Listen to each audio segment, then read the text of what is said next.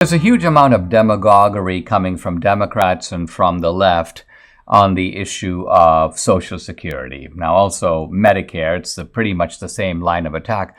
Republicans are trying to cut your Social Security and Medicare, and we won't let them. Biden, of course, echoes this theme at the State of the Union. Republicans start booing him, and Biden goes, whoa, I'm not saying all of you, I'm saying some of you. And okay, well, I guess we agree then. So the press portrays this as a kind of rhetorical victory for Biden. He cunningly got the Republicans to sign on to no cuts in Social Security or Medicare. Of course, the Republicans were disgusted because they weren't proposing cuts to Social Security or Medicare, and they don't like the issue being subjected to this kind of demagoguery.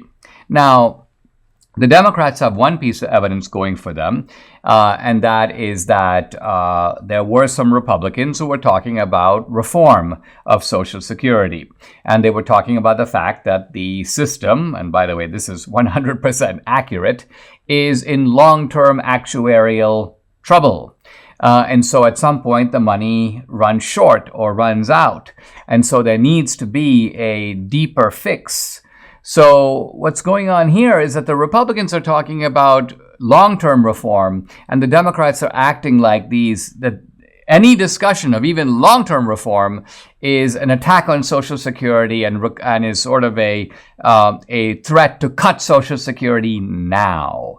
So this is what all the obfuscation is all about. And of course, in pure demagogic style, here's Nancy Pelosi. She posted this. You've paid into Social Security every paycheck. It's your money, but some Republicans want to cut your lifeline. And she goes on to say, Democrats will keep fighting to make sure they don't sabotage Social Security behind the scenes. Now, the phrase that caught my attention here is, it's your money. And I did the following quote tweet of Nancy Pelosi. I'm going to read it. I've been paying into the system since 1983. If it's my money, why can't I have it all now? So I can invest it and provide for my own retirement. Could it be because you and your crooked gang have already spent it and don't have it to turn it over to me? So this is the dirty secret of Social Security, that people like you and me pay into the system, and we have been led to believe, and this kind of illusion, this lie goes all the way back to FDR. FDR actually knew it was a lie, but he wanted to set the system up this way. And so he gave people the idea that there's some sort of a account kind of with your name that the government has, almost like a bank account, except this is with the U.S. government. And as you put money into the system, it goes into sort of your slot, and it's being held for you, and it's accumulating interest and growing so that when you need it, you're going to get it. The reality is not that. The reality is that as you and I put money into Social Security now, the government immediately spends it. And who do they spend it on? Older retirees who are taking money out of the system now. So that as we get older, we are going to be, quote, paid back, and we're not going to be paid back. The vast majority of us are going to get less out of the system than we paid in.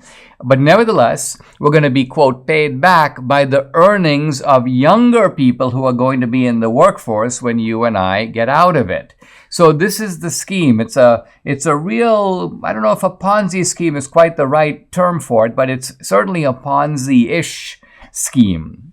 And why did FDR design it this way? Well, he was very explicit about it. He said, I designed it this way so no one would ever be able to stop the program. He wanted the program, in a sense, to be his legacy, to run in perpetuity. And I think what FDR didn't realize is that not all demographic groups are of the equal size. And so, for example, when you have a large group, in this case it's the baby boom, I'm at the very end. Debbie, I think, falls outside technically the baby boom generation. But nevertheless, as this generation retires, you have a giant number of people who are making demands for Social Security benefits, for Medicare, and you've got a smaller cohort of younger people entering the workforce. It's almost like saying it was one thing for the baby boom generation to carry its own parents on their shoulders. That's like an elephant, carrying a human being. But now we're moving into a situation more closely resembling the opposite. The human being is carrying the elephant.